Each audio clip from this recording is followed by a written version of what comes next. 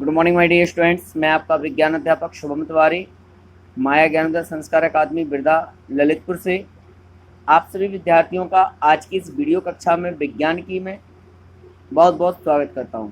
विद्यार्थियों, कल हमारा जो टॉपिक था श्वसन की प्रक्रिया, जिसको हमने समझा था और श्वास और श्वसन में अंतर क्या है, इसके बारे में भी मैंने टेबल के माध्यम से आप सभी तक जानकारी को पहुंचाने का प्रयास किया था। आशा करता हूं कल का वीडियो आपको पसंद आया होगा और आपने उससे बहुत कुछ सीखा भी होगा। विद्यार्थियों, आज का हमारा जो टॉपिक है वो है अन्य जंतुओं में श्वसन की प्रक्रिया एवं अंग, उनके श्वसन अंग। विद्यार्थियों, जिस प्रकार मनुष्यों में श्वसन की प्रक्रिया को संपन्न करने के जो अंग हैं, उसी प्रकार से चाहे एक कोश के जीव हों, चाहे बहुकोश के जीव हों, मनुष्य हों या अन्य जंतु हों या पेड़ पौधे हों, इन सभी में भी मनुष्यों की भांति श्वसन प्रक्रिया को संपन्न करने के लिए उनके श्वसन अंग होते हैं, जिनकी सहायता से वह अपनी श्वसन की क्रिया को संपन्न करते हैं। आइए जानते हैं कौन से जीव जंतु हैं जो अपने श्वसन की क्रिया को संपन्न करने के लिए अपने शरीर के किस अंग का प्रयोग करते हैं और किस वातावरण में वह ऑक्सीजन को ग्रहण करते हैं। विद्यार्थियों, अगर हम बात करें कि क्या भोजन के बगैर जीवन संभव है, बिल्कुल नहीं है। क्या श्वास लिए बिना कोई जीव जीवित रह सकता है? उत्तर क्या होगा? नहीं। तो दोनों ही क्रियाओं के बिना जीवन संभव नहीं है। तो प्रकृति में जो व्यवस्था है जीव जंतुओं की, वो इस प्रकार है कि चाहे छोटे से छोटे जीव हों, जिन्हें हम सूक्ष्म जीव कहते हैं, चाहे बड़े से बड़ा विशालकाय जीव हो, उन सभी में प्रकृति ने उनकी बॉडी की संरचना इस प्रकार की है कि उन्हें उनके शरीर की जो जैविक क्रियाएं हैं उन्हें संपन्न करने में उन्हें उस रहने वाले वातावरण में आसानी होती है। विद्यार्थियों, कुछ जीव हैं एक कोश के, जैसे अमीबा, पैरामीशियम, क्लोमाइडोमोनास। ये जीव क्या करते हैं? श्वसन की प्रक्रिया शरीर की सतह से विसरण द्वारा होती है। विसरण एक क्रिया है जिसके द्वारा एक कोश के जीव शरीर की सतह से, यानी त्वचा से, विसरण मीन्स प्रचलन को हम कह सकते हैं, उस विधि द्वारा यह अपने शरीर की श्वसन क्रिया को पूरा करते हैं। बहुकोश के जीवों में केंचुआ वो अपनी त्वचा से श्वसन करता है। कॉकरोच एवं अन्य कीटों में श्वसन के लिए शरीर पर पार्श्व मीन्स अत्यंत छोटे छोटे छिद्र होते हैं, जिन्हें हम श्वास रंध्र कहते हैं, और इन रंध्रों की सहायता से वह ऑक्सीजन को ग्रहण करते हैं और श्वास की प्रक्रिया को पूर्ण करते हैं। विद्यार्थियों, मेंढक जल तथा स्थल दोनों में पाए जाने वाला जीव है। इसको हम उभयचर प्राणी भी कहते हैं।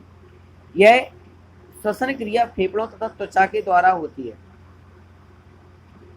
जब मेंढक जमीन पर होता है तो वह श्वसन फेफड़ों से, और जब पानी में होता है तो श्वसन अपनी त्वचा से करता है। ठीक इसी प्रकार जलीय जीव जैसे मछली और विशेष प्रकार के अंग पाए जाते हैं इनमें। क्लोम, जिन्हें हम गलफड़े कहते हैं, गिल्स कहते हैं।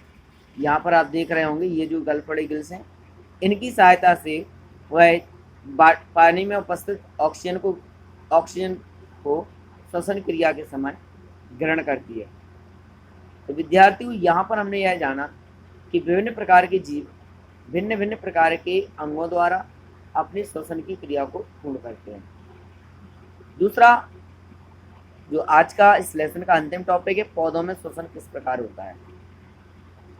विद्यार्थियों, अक्सर का आपने सभी ने सुना होगा, जैसा कि लिखा है कि रात्रि में वृक्षों के नीचे नहीं सोना चाहिए, या सूर्यास्त के बाद नहीं सोना चाहिए, या नहीं खेलना चाहिए। ऐसा क्यों?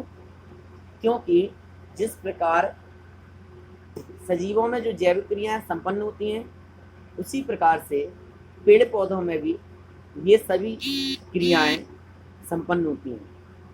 अर्थात पेड़ पौधे भी जीव जंतुओं की भांति श्वसन क्रिया करते हैं। वह भी श्वास को लेते हैं और श्वास को छोड़ते हैं। विद्यार्थियों,